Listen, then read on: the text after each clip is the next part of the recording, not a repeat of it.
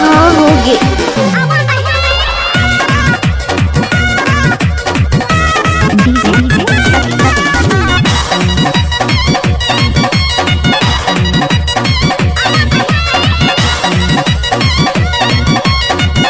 DJ Satish exclusive.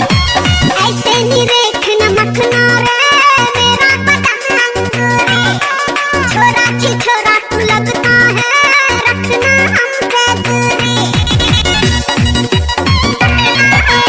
ऐसे नहीं देखना मखना रे मेरा बदन अंगूरी, छोरा छी छोरा तू लगता है रखना हमसे दूरी। तेरी पतली कमर तेरी कम सिंह उम्र उद्घाटन में आज कर देता हूँ। पांडे जी का बेटा हूँ, चुम्मा चिपक के लेता हूँ। हाँ पांडे जी का बेटा हूँ, चुम्मा चिपक के लेता हूँ। DJ Satish Natte.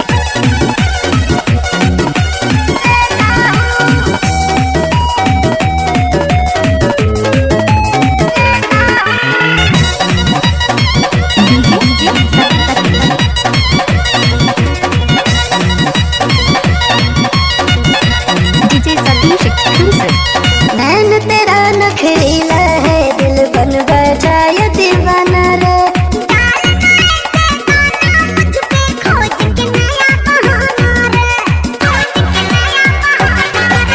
नैन तेरा नखरीला है, दिल बन बैठा ये दीवाना रे।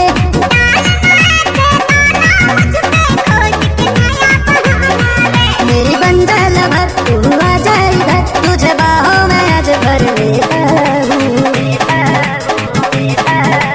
पांडे जी का बेटा हूँ, चम्मा चिपक के लेता हूँ। हाँ पांडे जी का बेटा हूँ, चम्मा चिपक के लेता हूँ।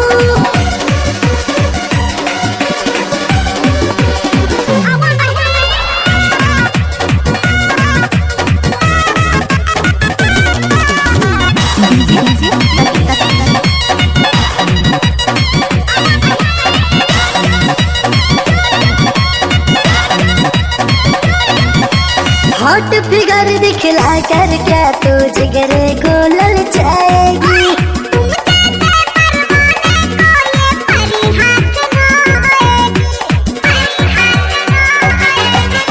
हॉट फिगर दिखला कर क्या तू जिगरे को ललचाएगी।